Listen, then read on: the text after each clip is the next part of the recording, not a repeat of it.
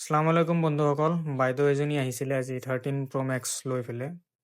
Completely white display হৈ গৈছে। তো বহুতে ভাবে এইটো ডিছপ্লে চেঞ্জ কৰিব লাগে, বাট এইটো ডিছপ্লে চেঞ্জ নকৰাকৈ হৈ যায়। আমি ডিছপ্লে এইটো ৰিপেয়াৰ কৰিম। তো আপোনালোকৰো যদি এনেকুৱা ফ্লিকাৰিং প্ৰব্লেম বা green display white yellow rainbow' colour এনেকুৱা যদি হয়, আপোনালোকে আমাক কণ্টেক্ট কৰিব পাৰে। নাম্বাৰ আৰু এড্ৰেছটো আমি পিন কৰি দিম। চাই আমাৰ দোকানো ভিজিট কৰিব পাৰে। তো আমি ডিছপ্লেটো ৰিপেয়াৰ কৰিলোঁ।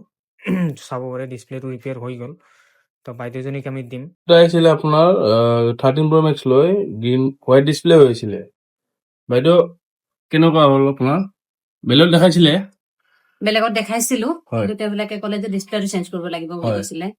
তাৰপিছত মই মোবাইলটো হয় যিখন দোকানৰ পৰা কিনিছিলো তাত কণ্টেক্ট কৰিলো, তেওঁবিলাকে আপোনালোকৰ দোকানখন দেখাই দিলে। হয় আৰু তেওঁবিলাকৰ কথা মতে মই আপোনালোকৰ দোকানত আহিলো। হয় আৰু যিজন ভাইটিক লগ পালো তেওঁ মোক স্পষ্টকে ক'লে যে 110% আপোনাক মই এইটো ভাল কৰি দিম, হয় আৰু কোনো ডিছপ্লে চেঞ্জ নকৰাকে।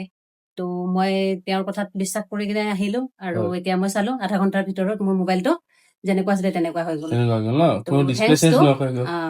থেংক ইউ হয় thank you so' much. Welcome বাইদেউ। আহিব আৰু এনেকুৱা প্ৰব্লেম থাকিলে। নিশ্চয়, আৰু মই নিজে আহিম আৰু আনকো হয় আপোনালোকৰ হয় দোকানটোৰ বিষয়ে নিশ্চয় ঠিক আছে। ক'ম আৰু। আপোনালোকে আহিব এনেকুৱা প্ৰব্লেম পালে 13 Pro Max বা 14 Pro Max green display flickering white display হৈ থাকিলে আহি যাব আপোনালোকে এছ মোবাইল হাবত।